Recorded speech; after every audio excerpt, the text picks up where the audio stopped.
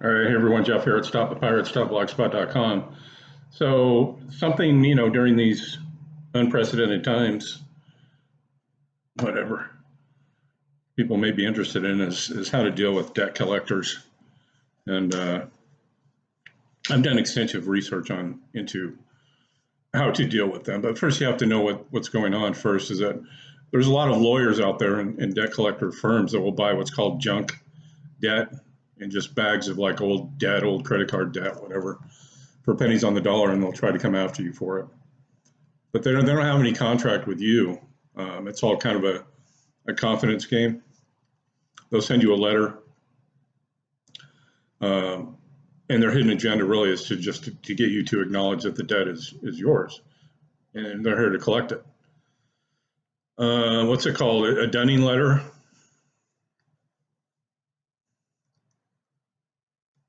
But there's a way to deal with these companies, and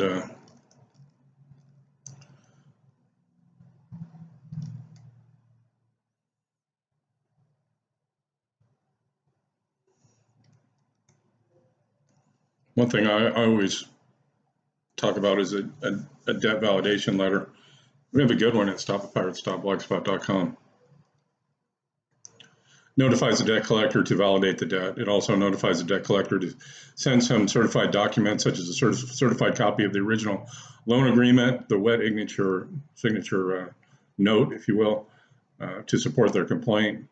The second letter is similar to the first letter, except that the intent of the second letter is to remind the debt collector that he needs to validate the debt. And the third letter is similar to the second letter, except that the intent of the third letter is to notify the debt collector that he has failed to validate the debt. This is the letter that is used to include the fee schedule agreement, which can be used to charge the debt collector with fees.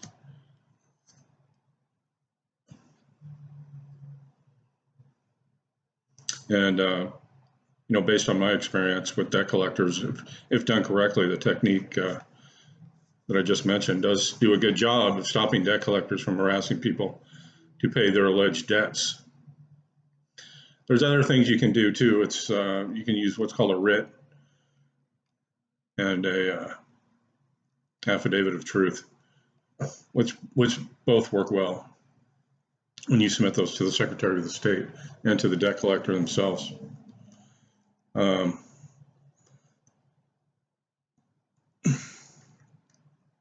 here's just a little snippet on what's going on. The main reason that you are basically, we are all the creditors in any situation. A corporation is a debt entity. It can't sign anything. It can't do anything. That's why in any court case, the state of whatever or the U.S. federal government is the plaintiff, because they're going after your straw man, your corporate fiction, and that's what's being charged. In your birth, you set up these exemption accounts that you basically have unlimited credit to draw from. So if you do any kind of a fiduciary examination of any kind of a loan situation, you'll see that you are the creditor in any kind of a loan situation, because there's not a dual party. The bank isn't going, here's my pile of money. When you sign this promissory note, I'll give you the pile of money. They take your promissory note that you signed and deposit it into an account as an asset, and then they just write a check. It's a debit. So if you still have a checking account, you can prove this, that the routing number and account number at the bottom of your check doesn't route to Bank of America, Wells Fargo, Chase, or whatever bank you seem to be banking at. It routes to one of the 12 Federal Reserve banks housing your exemption account, and that's where your unlimited credit is drawn out of. The bank is just the intermediary. They have basically a monopoly on negotiable instruments. And that's evidenced also by, look at the signature line on your check. If you still do use checks, it'll say MP to the right of it, which means micro print. And if you get a magnifying glass and you look at the micro print on the signature line of your check, it'll say authorized rep, authorized rep, authorized rep. So you're the authorized representative for the account at one of the 12 Federal Reserve banks, look at the back of your Social Security card, there's a number and an 8-digit account number, a letter, excuse me. One of the letters, A through L, 1 through 12, denotes which Federal Reserve Bank is housing your exemption account.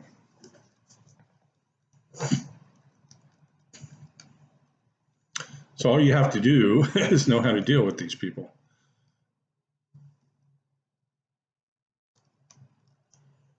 Because there is no money. It's just debt paper, evidence of a debt.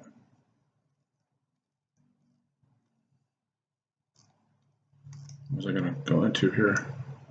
I had my notes all written out. You know, I don't normally put a lot of planning into doing these videos, but I think people get the gist. The main reason that you are the creditor of your debt is because nearly all banks today, especially banks that are strongly connected to the Federal Reserve System, do not lend out lawful money. Instead, they lend out notes, checks that are backed by a promise to pay. Promise to pay what? Promise to pay, promise to pay.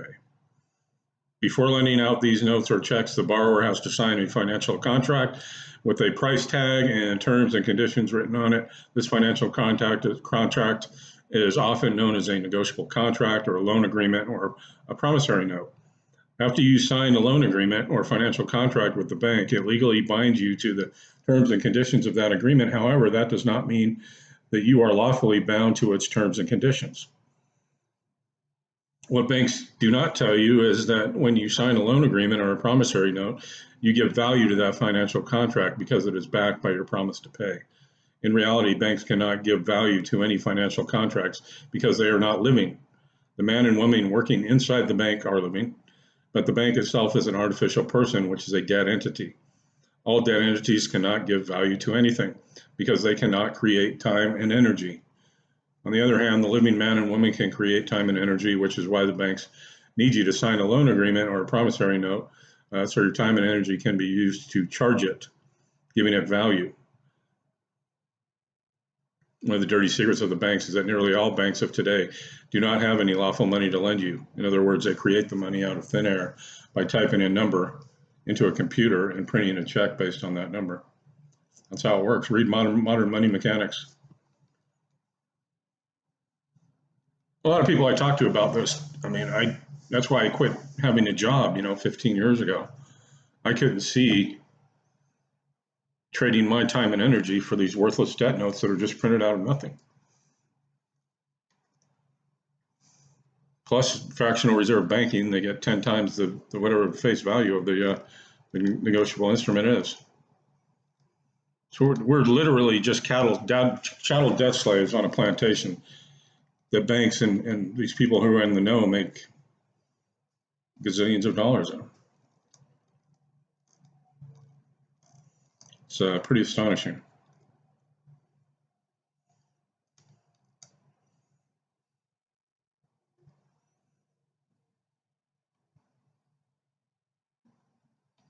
You get into legal persons and legal artificial entities. Did you know that any letter that's mailed to where you live, and the name is in all capital letters name, and there's a zip code attached to it, that's not you. That's your corporate fiction. And the zip code denotes which federal zone inside the District of Columbia your person, your corporate fiction resides in. They tricked you. We've all been tricked. It's spiritual. It's sleight of hand. It's here's some information on how to write your address if you want to kind of opt out of the zip code. You don't want to reside in one of the federal districts.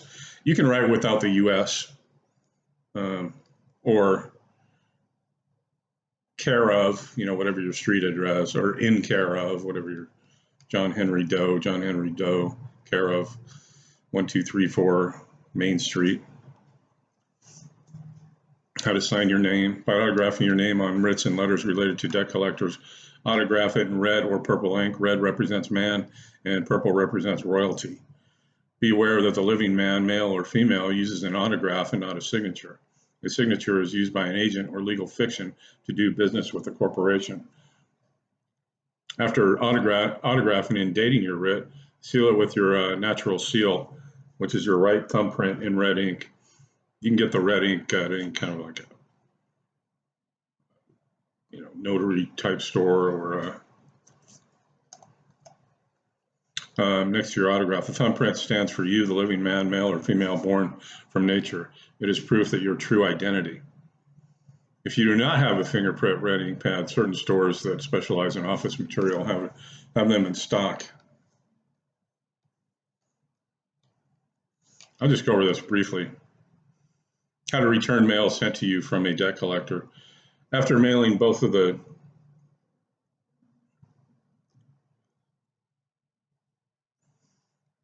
Anyway, this goes into how to mail these writs. Let's talk about the writ here for a minute. It's pretty basic. You send one to the debt collector and one to the Secretary of State. I give examples here. Certified mail number. For just an example, National Enterprise Recovery Systems, Inc. Notice to agent is notice to principal, and notice to principal is notice to agent.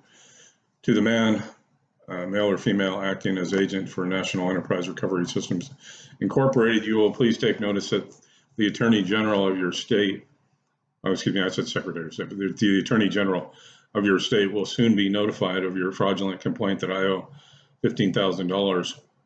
You should receive a letter from the Attorney General within a week. You will please take further notice that I am a living man. I am not a legal fiction, John Henry Doe, nor any derivatives thereof, including but not limited to, all the different appellations that you can spell your name in, any of their styles, punctuations, order, abbreviations, or variations.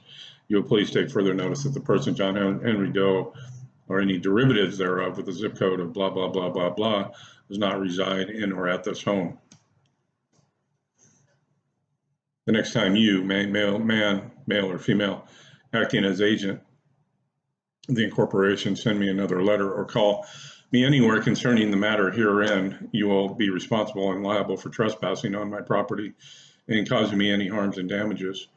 You will please take further notice that I do not give you permission to sell, share, or contact any information of any debt collectors, corporations, or third parties. You are now notified of my claims herein and thereby responsible or liable for causing me any harms or damages.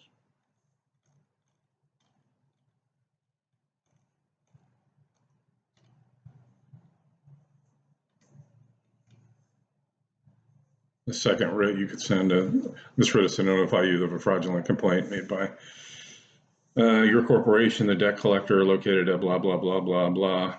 You'll please take notice on date. National Enterprise Recovery Systems, Inc. sent me a letter saying I owed $15,000. This is a fraudulent complaint against me because I am a peaceable, living, and spiritual man with free will. I'm not the legal fiction.